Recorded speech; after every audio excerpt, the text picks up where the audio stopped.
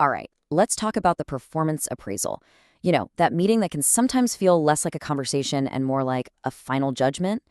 But what if it didn't have to be that way? What if that one meeting could be one of the best tools you have for actually steering your career where you want it to go?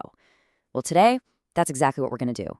We're going to break down how you can flip the script and turn your appraisal into a proactive power play for your career.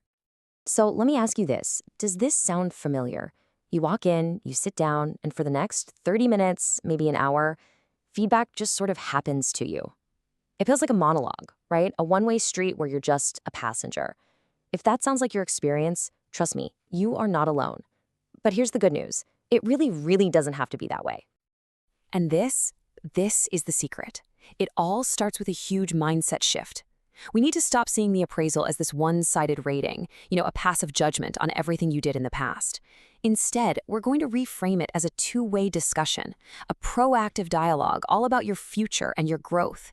Honestly, this one little shift is the idea that changes the entire game. So here's our game plan. First, we're going to talk about the pivot, which is all about going from defense to offense. Then we'll get into building your case, the groundwork. After that, shaping your narrative, which is the strategy. Then we'll get into driving the dialogue, that's the execution in the meeting itself. And finally, your path forward, making sure this all leads to an actual result.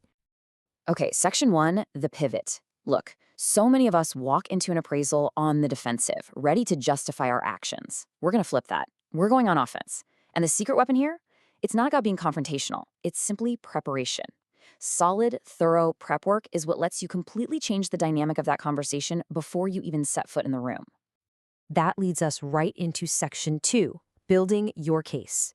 This is where we roll up our sleeves and do the groundwork. Because before you can tell your story, you need the facts to back it up. This whole phase is about one thing: methodically gathering hard, concrete proof of the value you bring to the table. And your toolkit for this? It's actually pretty simple. Yeah, you're going to list your key achievements. That's step 1. But the real gold is in the next 2 steps. First, reviewing any past feedback you've gotten to see what the patterns are, and then identifying those truly concrete examples, the specific times you made a real difference. Now, this is probably the single most important part of building your case. It is not enough to just say, I did a good job on that project. You have to tie every single one of your achievements to a measurable outcome. Why? Because numbers don't lie. Numbers turn a subjective opinion like good job into an objective fact, like I increased efficiency by 10%. You just can't argue with that. And listen, don't feel like you have to document every single thing you did all year. That's just overwhelming. Focus your energy. The magic number here is 3 to 5. That's it. Have 3 to 5 powerful, super specific stories ready to go. Think of them as your mini case studies that prove your value.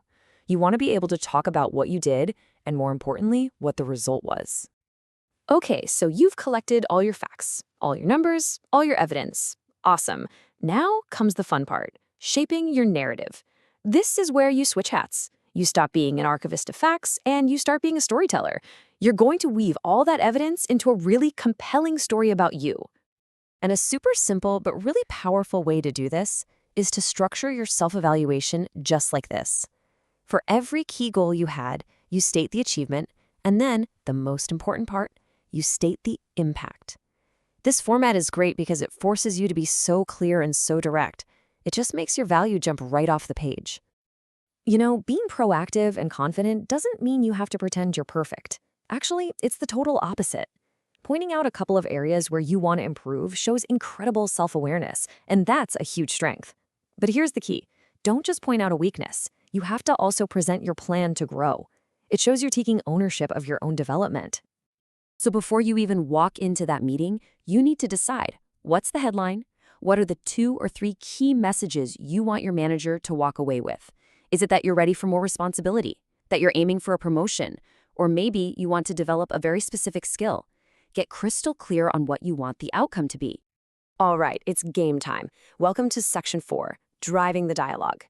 This is all about what happens in the meeting itself.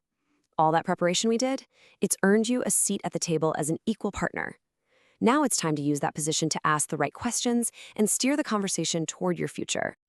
First things first, let's do a quick mindset check. You are not walking into a fight. You're not there to be defensive.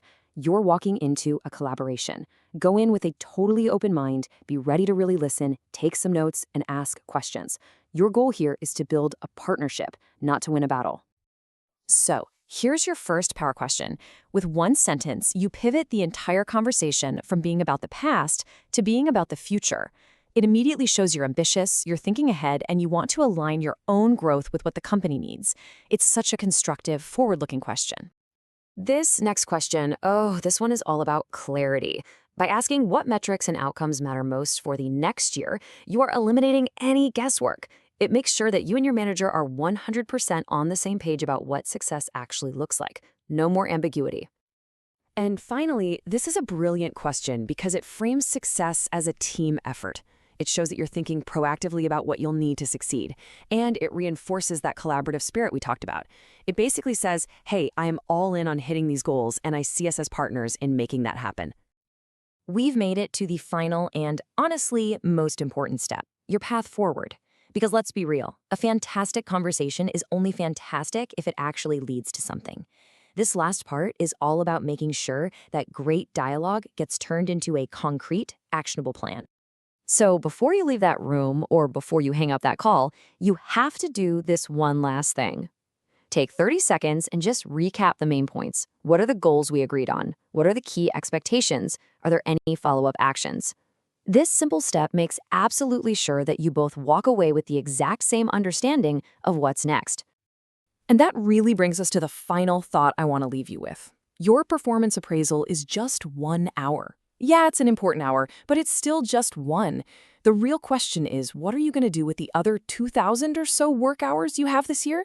Because that time, that's where your career is really built. And that is 100% in your control.